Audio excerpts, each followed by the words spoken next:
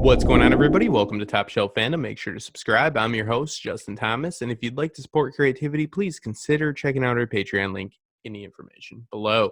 Today, we're going to be talking about Westworld Season 3, Episode 1, Parce Domine, essentially, Save Us, Lord. This is a Christian hymn that is utilized during the time of Lent, a time to repent, a time to ask the Lord to save your soul.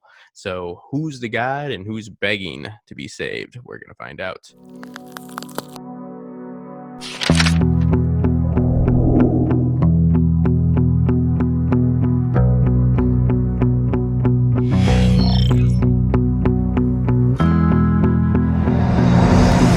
So I went ahead and saved myself. You made money, motherfucker. This episode gives us three of our main protagonists that we recognize, two of which we know who they are, one of which we still do not, and I would assume speculation will be running rampant about who is truly inside of Charlotte Hale's host body. And I don't think we'll get that answer for some time, but we know where Dolores is, we know where Bernard is. The question is Bernard constantly checking up on himself? Know where he is. We'll touch on that in a moment. But let's start with Dolores, who's literally raging against the machine, both literally and metaphorically. The episode starts off in China, where we see a divergence in the technology. The year isn't clear, but we know it's the future. And we are introduced to Jerry, the perfect conduit to connect both Delos' insight and Dolores' experience in the park. Jerry is at first pondering ways in which he can get his buyout as early as possible from Delos because, spoiler alert, that company's not doing so well. Jerry, a investor in Delos and once a worker for Insight. Also, he had a bachelor party, and guess where he had it? Yes, Westworld. And guess what he did? Something that's probably going to get him killed. Yes, he had some barn time with Dolores, and we won't get into it, but it's egregious, and let's just say that we don't feel bad for anybody that Dolores kills in this episode. They are definitely taking measures to make Dolores' vengeance less egregious. There is a lot more Dolores, a lot less Wyatt so far this season. Dolores uses smart technology against Jerry. Jerry has what is the equivalent to just a slightly advanced Google Glass, as well as a totally automated home, a Amazon-esque home, in which he is able to be deceived not only just with his eyes, but his own home and security. This is a strong commentary that we get here, and this is going to be an ongoing theme within the show. The artificial intelligence is used to enhance and enrich our lives, but rhythms and the way in which they hinder our ability to make choices fully on our own, to situations like Jerry's situations where it did not end too well. His precautionary measures that were all tech ended up being his downfall. So pleasing narratively, very pleasing thematically. Also, we get a nice callback to when Bernard said that you'll burn the world to the ground. You don't have the world being burned to the ground, but she sure does light up those fire pits outside of Jerry's pool with the automation. So it is a nice visual, and it is a satisfying clip. And also, there's a nice little touch here because Dolores is now living in the real world, right? So hosts definitely have issues and aspects that they never had to think about before. Money, for one. It is nice that we're not having that stereotypical sci-fi where you have beings from another planet or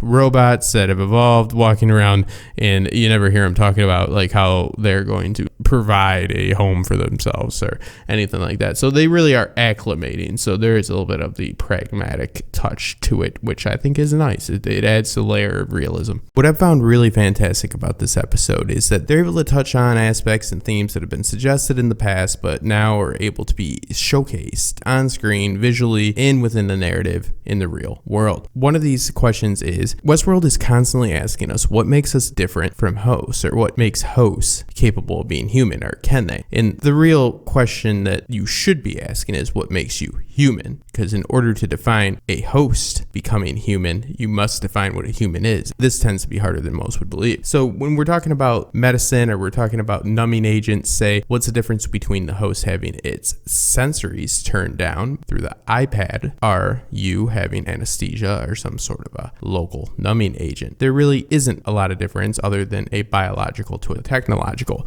So let's start off with the wafers. The wafers have an effect on the limbic system. The brain's limbic system supports emotional behavior, motivation, long-term memory. The Old Insight website actually described these small, painless metal implements that we've been seeing that look like what our communion, ironically, hosts in the Catholic religion, the body of Christ per se, that you take at communion during Mass on Sundays. These are carefully contoured to the roof of the mouth, said to pair instantly to Insight's ID8 app. So after you eat the dissolving limbic tab, you pick a scenario on your device. We see Jerry do this at the very beginning, choosing mellow sunset sleep, and it monitors, sets his vitals, and we are transported to a happy, sleepy, or peaceful scene. This does appear to hijack the brain completely, as Jerry isn't even woken up when Dolores puts on a gas mask. It would be easy for Insight to influence a behavior or even create false memories with limbic control. Also, Jerry's devices and home controls bear the Insight logo. Trailers show William getting something placed in the roof of his mouth. Doubtless, it's the Insight implant. But the question is when? William is shown wearing a white dress shirt for most scenes, but in the current cement cell, Dolores confronts him and he's wearing a plastic jumpsuit. This is much like the Westworld technicians wore. We see this again in the mouth surgery scene. So do we have a future instance and when the Man in Black is taken into Insight's control? Because my thesis as of right now is that Insight and Dolores will end up working together, not against each other. In this episode, we get two instances specifically. In the wafer, our host instance, we got multiple times, but introducing new ideas and injecting it into our narrative. Two major instances where they are effectively blurring the line even more with the wafers. And then we see Caleb with his mom who has dementia and she does not recognize him. She says, "You're not my son," but this doesn't discourage him though. He realizes that this is something that she cannot control, just like a host with a wiped memory. Take Maeve and her daughter, for example. It really puts things into perspective, and when you think that, oh, well, this is not valid because it's just something written for them and it can be erased, it's a scary thing to have to reinforce. But remember, our brains are very susceptible themselves to being wiped, and we could very easily find ourselves in a very similar situation. Yes, the way in which we got there was different, but the end result is the same. This is very effective within our story, and they are really utilizing what they have and really getting the most out of the real world to blur that line between host, human, real, not real, valid, not valid.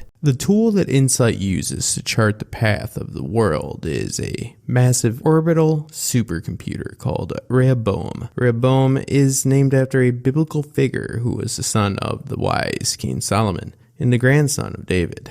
Rehoboam was unfit for the task of ruling, and harsh treatment of the northern tribes of Israel led them to a rebellion. So Solomon's son was left with only the kingdom of Judea, which was much smaller than the united monarchy of Israel, in which he had initially inherited. What this means for the computer that bears Rehoboam's name remains to be seen. What is clear, though, or at least Insight wants to make you believe is clear, is that it is a very large and efficient and powerful computer that's strong enough to know the paths that everyone in the world would be happiest or most effective in taking. I'd like to take note that Insight definitely described it as a supercomputer that's capable of putting everybody on the most advantageous path, but not to split hairs. That's a little bit subjective in its own right, but we don't know the primary directive of Rehoboam, and I'd like to take a moment to just briefly speak about how this process works. Algorithms are a part of it, yes, but really just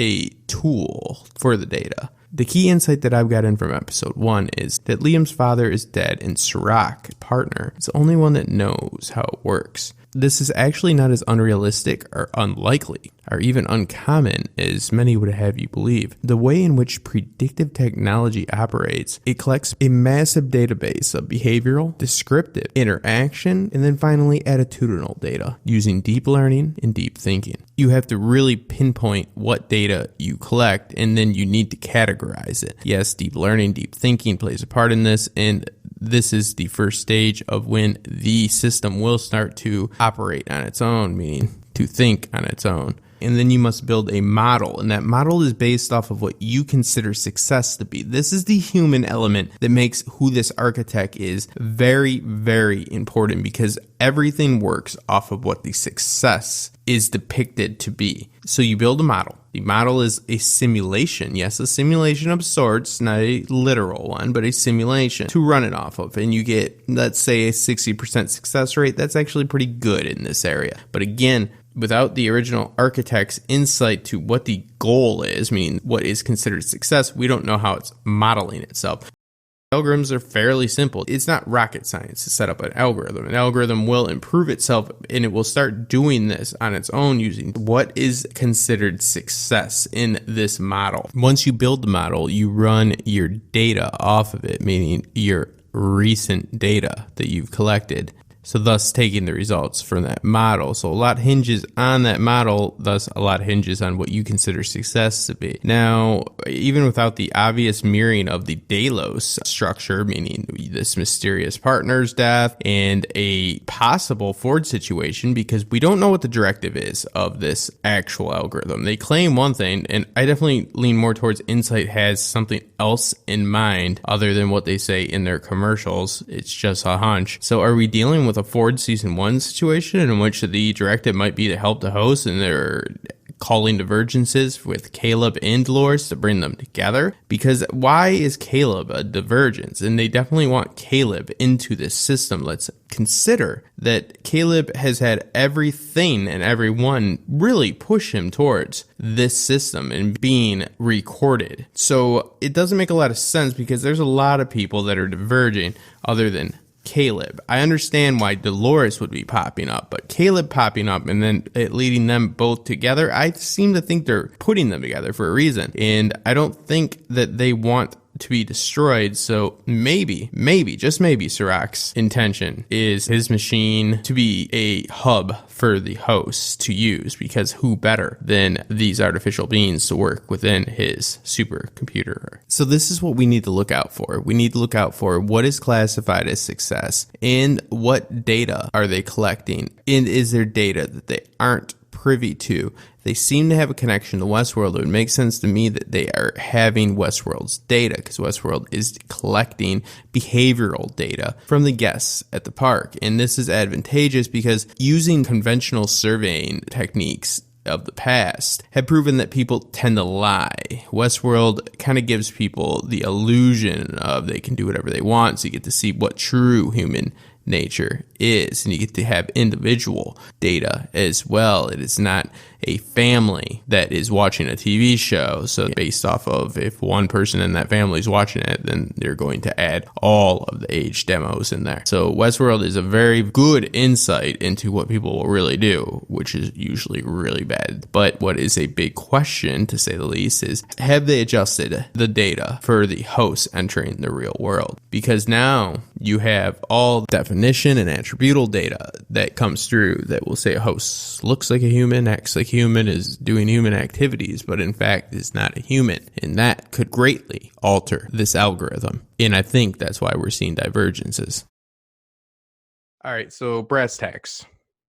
This episode explores all of the themes that Westworld has explored since the beginning. I believe it does it in a very effective way. I believe they have introduced us to a new world in a way that is satisfactory, in a way that is difficult to pull off. Only 3 characters that we were familiar with from past seasons were in this episode, and only really one prominently was featured, Dolores. So it really is a it's an impressive feat to pull off. It had a lot of stylistic changes. It is shot a hell of a lot better, and that's why this final little video footage that I'm going to show you about Caleb, I'm going to caution you that I do not necessarily read too much into this, but I will also properly light things, and I know how sets are lit, and lighting mistakes like this just don't happen. So please take from it what you will. I don't like simulation theory in this series, but it does appear that Caleb could have had a gun wound that he shows at the very end. The context of the scene fits this, and it looks like CG. So take a look at that. But before we put on the tinfoil hat and jump down that rabbit hole, let's go over some of the big story points here. So Caleb, number one, the conversation that he's having with Francis, played by Kid Cudi or voiced by Kid Cudi, somebody that he supposedly has lost during his time in the military and his active service. So he has this simulation. So we're led to believe that this is a somewhat of a consciousness that is on a hard drive somewhere that's talking to him. This is what I love about Westworld, because this has been at the forefront of my thoughts all week about it. Would that be advantageous? Would that be an advantageous approach to mourning, to dealing with loss? Would that be good? Because we'd all like to speak to our loved ones once they pass. So I just find that to be so fascinating. But little like clues that we've seen throughout this, little tidbits here and there, is that it's clear that therapist wants him to continue doing this. It's clear that there is an agenda for Caleb. Caleb is being, in my opinion, and it's only one episode, we just got introduced to the outside world, but I believe that in the context of this world, I feel there's a heavy focus. The therapist tells him that he doesn't have time for that many patients when he says that he can talk to him just as easy. I mean, Caleb is being portrayed as like, it's almost too heavy-handed, but it's perfectly played by Aaron Paul. This could easily go south because he is such a good guy, right? Like, he does everything right. When he gets turned down from that job and he's trying to, deal with that, he says the thing that, like, none of us, at least I know I probably wouldn't be able to bring myself to say, oh, is there anything I could do to better my chances in my next application, or is there any other places I would fit? He's trying to turn it into a good thing. The guy just can't catch a break. His mother's in the hospital. I mean, this is just like it's either a complete setup, and he is nothing like he seems, or he is literally just an example of the psychological trauma and the disadvantages that come with the arising technology. So it does seem like they're leading him to continue talking. Francis says on the phone, "You can tell me anything. Who am I going to tell?" That is a big tell to me. When somebody says, "Who am I going to tell?" Right away, I'm probably going to stop talking. So, even though phone tapping seems a little bit arcane at this time, I got to think that something's up with that. They're monitoring him, and why are they doing that? I really cannot stress enough that, I don't claim to be an expert when it comes to machine learning.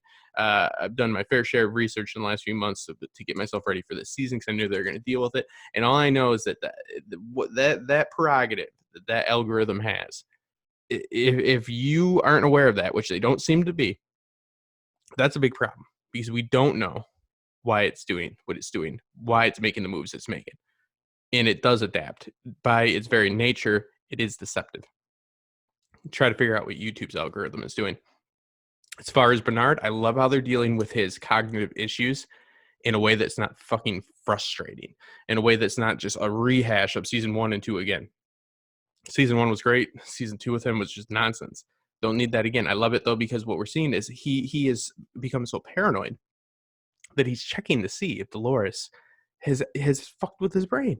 I mean, this guy is like living a tortured life. I think he literally thinks that going on the lam means you got to go chill out with lambs in Thailand, and he's going back to Westworld. I will say, full disclosure, I think this is a different timeline, different time frame that he's in. I believe that everything that we see Dolores doing is a few years out from what we see Charlotte and Bernard doing, which I think that'll fit well with the culmination of the story when it all ties together. I have no issue with that whatsoever.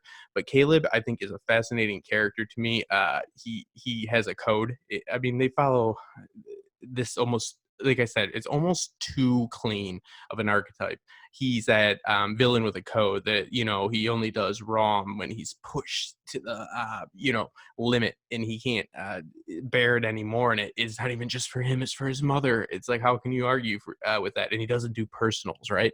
So with the RICO system, one thing that I did realize is it would be beneficial. It'd be advantageous for this algorithm to be having that data from their Fed, because you really benefit more off of finding out how people fail. Like, it's harder to like depict a path, right, to like success. Like maybe you got like a real successful friend that like went to an Ivy League school, and maybe blah blah blah, it makes like $50,000 more than you, or something like that. Or maybe you're that person, but everybody's got like somebody in their life that does like exponentially better. But it's like a lot of times there's not like that many variables they did different. It's just, I don't know, things happen. But the people that fail around you, there's usually some pretty clear like reasons why they fail, and that data is far more advantageous to be looking at. So I do believe they would be setting up this system, and that's why it is so overt, is because it's great.